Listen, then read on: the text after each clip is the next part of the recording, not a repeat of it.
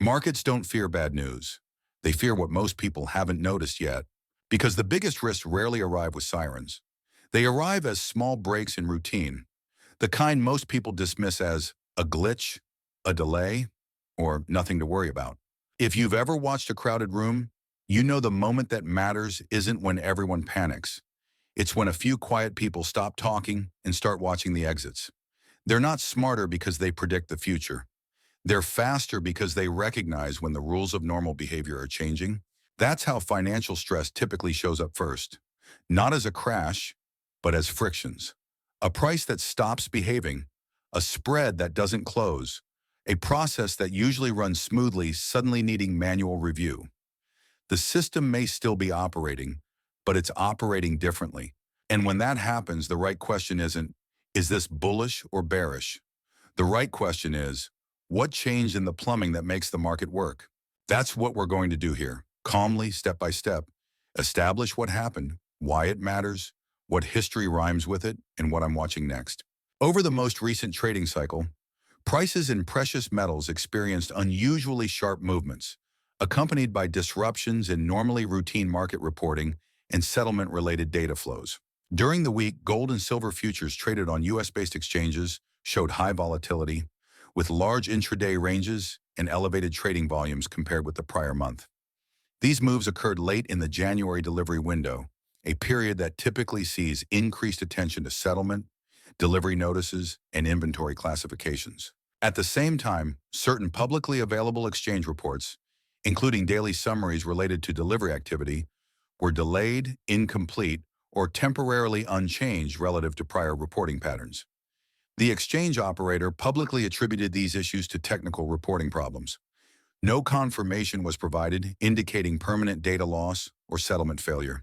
In parallel, physical precious metals markets in parts of Asia were quoted at higher premiums relative to U.S. futures prices than had been observed in recent weeks. Premiums for immediate physical delivery widened compared with December averages, reflecting tighter conditions in regional physical supply and logistics. From a timing perspective, these developments occurred within a compressed window.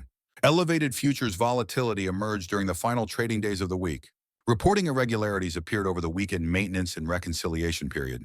Physical premiums were reported by market participants during overlapping hours in Asian trading sessions. Compared with the previous month, two changes stand out.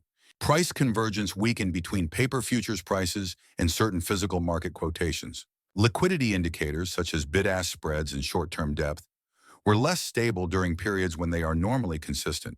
Importantly, markets remained open and functional, and clearing operations continued. There were no official announcements of default, force majeure, or suspension of contract settlement. Trading systems continued to process orders, and prices continued to update.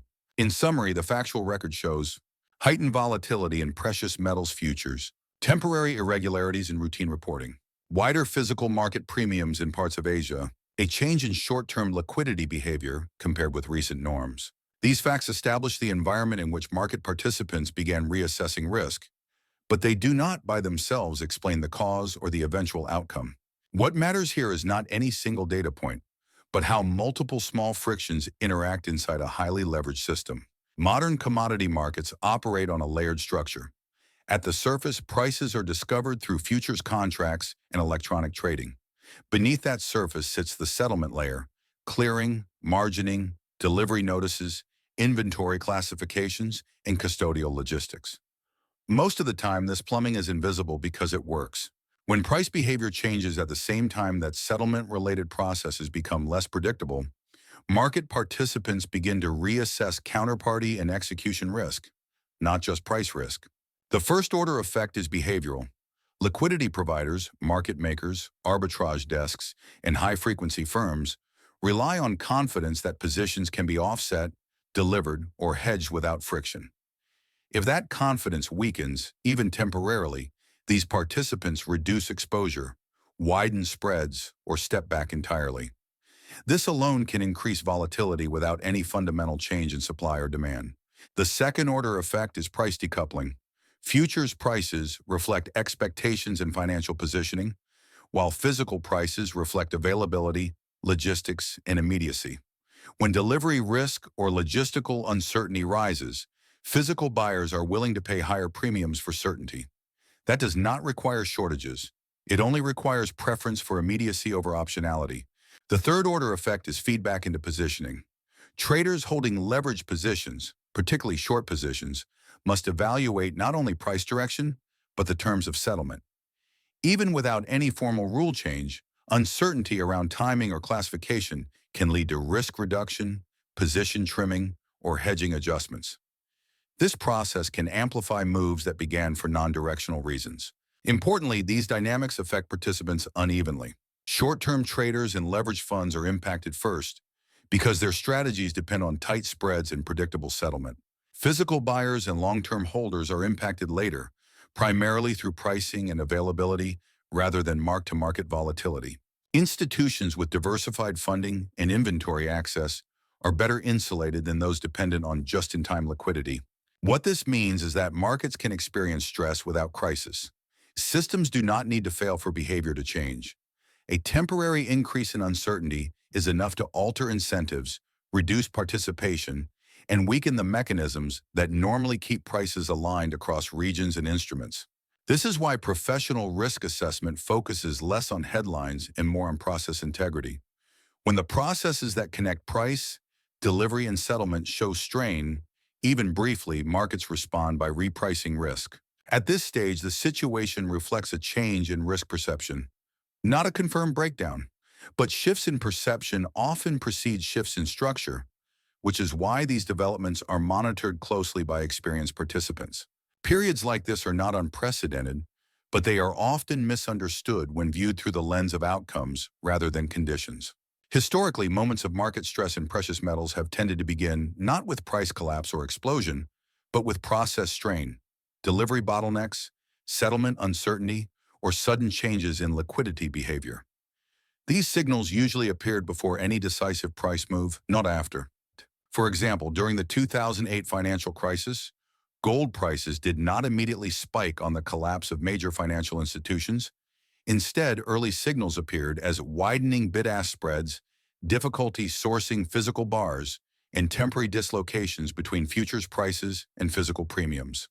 The outcome is well known, but the important lesson is that the market first expressed stress through friction, not direction. A similar pattern appeared in March 2020 during the global liquidity shock. At that time, gold futures prices briefly diverged from physical prices due to refinery shutdowns, transportation constraints, and settlement mismatches. The key observation is that these distortions occurred before coordinated central bank intervention restored confidence and liquidity. However, it is critical to note what is different this time. First, today's markets are far more electronically intermediated. A larger share of liquidity is provided by algorithmic and high-frequency participants whose presence depends on stable, predictable market infrastructure. When uncertainty rises, their withdrawal is faster and more mechanical than in earlier decades. Second, the system is more financialized. The volume of paper claims relative to physical throughput is higher than in past cycles. That does not imply impropriety, but it does mean that confidence in settlement mechanics carries greater weight. Third, geopolitical and operational risks are more tightly linked. Cybersecurity, infrastructure resilience, and financial market functioning now overlap in ways they did not in earlier crises. This adds a layer of complexity to interpreting short-term disruptions. What history teaches is not that a particular outcome is inevitable, but that markets tend to react first by changing behavior, then by repricing risk, and only later, if at all, by restructuring.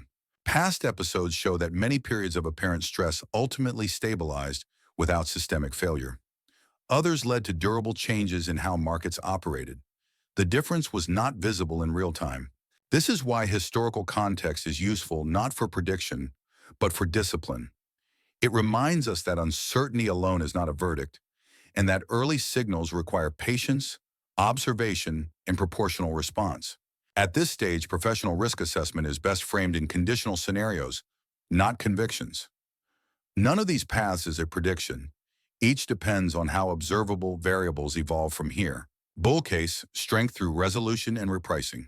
If reporting processes normalize, liquidity gradually returns, and confidence in settlement mechanics is reinforced, then price strength can persist, but in an orderly way. In this scenario, Exchanges clarify reporting delays and resume normal data publication. Physical premiums begin to narrow as logistics and availability improve. Liquidity providers re-enter as bid-ask spreads tighten and execution risk declines. Under these conditions, price appreciation would reflect repricing of risk rather than panic. Futures markets would regain their role as reliable price discovery venues, and arbitrage activity would resume its stabilizing function. Strength here would likely be incremental, not explosive, supported by reduced uncertainty rather than forced positioning. Volatility would decline as participation broadens. This outcome assumes institutional confidence is restored without requiring structural change. Base case, stabilization without full resolution. If uncertainty lingers but does not escalate, meaning processes function, but confidence remains cautious, then markets may enter a choppy consolidation phase. In this scenario, reporting remains functional but closely scrutinized. Physical premiums stay elevated relative to recent averages but stop widening. Liquidity improves selectively, with depth returning during core trading hours. Price action under this path would likely be range-bound, with sharp moves contained by ongoing risk management. Participants adapt rather than retreat. Futures markets continue operating, but with higher implied volatility and lower leverage tolerance. This is historically the most common outcome during periods of operational stress. Markets adjust behavior without breaking. Over time, attention shifts from disruption to macro fundamentals, such as rates, currency dynamics, and demand trends. Bear case, confidence erosion and forced deleveraging. If settlement uncertainty increases, reporting clarity deteriorates, or delivery confidence weakens materially, then the dominant risk becomes forced deleveraging rather than price direction. In this scenario, liquidity providers reduce activity further. Bid-ask spreads widen and depth thins. Margin requirements rise in response to volatility. Prices could move sharply in either direction, but the defining feature would be instability, not trend. Leveraged participants would be impacted first, especially those dependent on short-term funding or tight execution. Importantly, this outcome does not require insolvency or default. It only requires a loss of confidence sufficient to change behavior. Historically, such environments favor participants with low leverage, long-time horizons, and access to multiple liquidity sources. Scenario summary. Professionals do not ask which story is right. They ask which conditions are forming. Each scenario hinges on process transparency, liquidity participation, settlement confidence. As those variables evolve, probabilities shift. The goal is not to be certain, but to remain adaptable. When markets feel unstable, the most useful discipline is to stop watching headlines and start watching mechanics. Here are the indicators I would monitor to separate noise from signal. 1. US dollar index, DXY. Precious metals often react to the dollar because it influences global purchasing power and cross-border pricing. If DXY strengthens sharply, it can tighten financial conditions and pressure leverage positioning. If DXY weakens while metals hold firm, that can indicate broader demand for hard assets. But it still needs confirmation from liquidity and positioning. 2. U.S. Treasury yields and real rates, nominal yields and real yields matter because they define the opportunity cost of holding non-yielding assets like gold. A jump in real yields alongside widening spreads would be more concerning than a yield move alone, because it would suggest tightening conditions while market plumbing is already strained. 3. Inflation data, CPI/PCE, and forward expectations. Not the headline prints by themselves, but the market's reaction function, how rates and the dollar respond. Metals can rally on inflation or on growth concerns, but the driver changes risk management. If inflation surprises lead to higher real rates, that's a different environment than inflation surprises that weaken the dollar. 4. Volume, liquidity, and bid-ask spreads. This is one of the cleanest health checks. In stable markets, spreads compress when volume rises. In stressed markets, spreads widen even as volume rises because liquidity providers are protecting themselves. I also watch depth during key windows, the open, the close, and macro data releases. 5. Open interest, positioning, and the shape of the curve. Open interest helps distinguish fresh participation from short covering or liquidation. A sharp move with falling open interest often signals deleveraging rather than new conviction. I also watch contango/backwardation dynamics and whether near-dated contracts behave differently than deferred months. 6. Physical premiums and delivery/settlement transparency. Even if you don't trade physical, premiums are a real-time referendum on immediacy and certainty. I'm not looking for perfect alignment, only whether premiums are stabilizing, widening, or normalizing. Separately, I watch whether routine reporting becomes consistent again, because process normalization typically precedes behavioral normalization. These indicators don't predict outcomes, but they reliably show whether market function is improving or deteriorating. Periods like this test discipline more than conviction.